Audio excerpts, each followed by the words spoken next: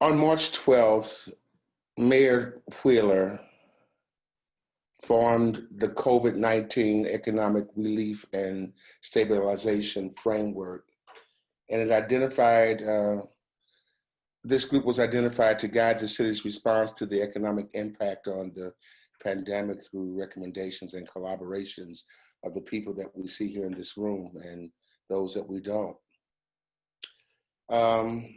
Our efforts in this framework was to include four key priorities: to increase the communication and connections and resources to mitigate the economic hardship on impacted individuals, and to help local businesses stay solvent and retain employees, along with evaluating city business practices and redirect available resources.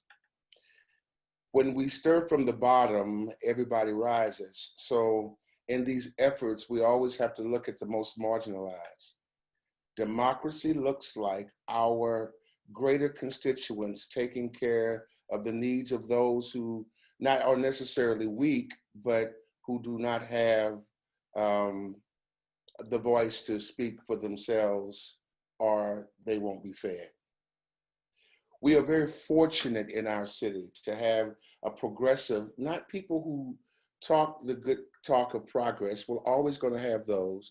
I think that we see in some scripture where it talks about wheat and tare growing together. That's always common. But when you can see the real progressiveness of people who are truly progressive, we see results. We find critical thinkers and not just criticizers.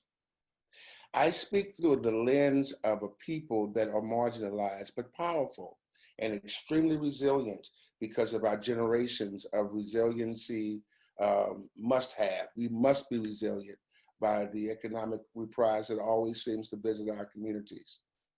I'll always say this, and speaking of our community, the African American community is the first hit and the last informed. It's tragic when a race of people arrives at the realization that they are powerless. And powerlessness is the worst form of oppression. It drives people to perpetuate not only their own sufferings, but that of other people. In America, where we live, where Black people continue to find themselves powerless, our community often doesn't see the point of participating in democratic processes. This is convincing. This is a convincing narrative that suggests we'll never win our struggle and that our participation serves no purpose. We are in an era that is unprecedented, and we have to be very careful about understanding that all are not equal in the sense of their privilege, in the sense of their access, in the sense of their ability to stand up on their own. It's not just Black people, but all kinds of people can fall in those places where we need help.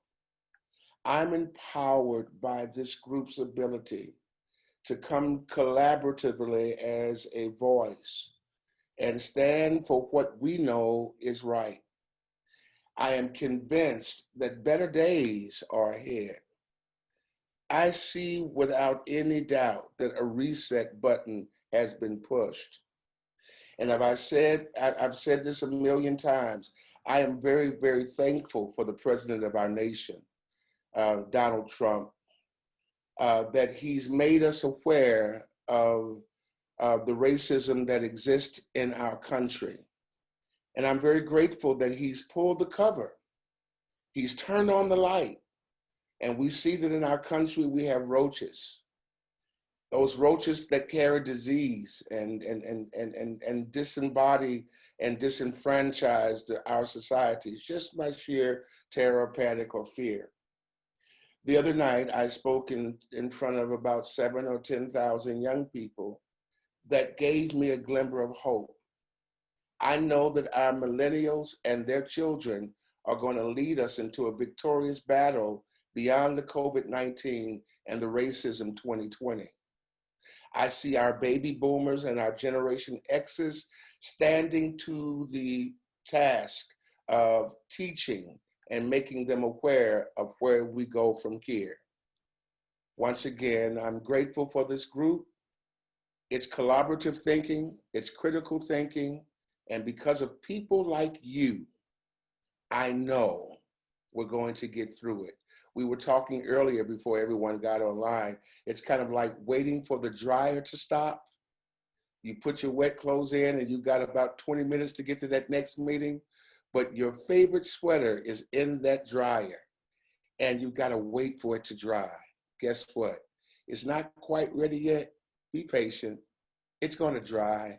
You're going to be able to put it on and you're going to do outstanding at your next meeting. I'm glad to be here with you this morning, and I'm glad that we're together. Good morning.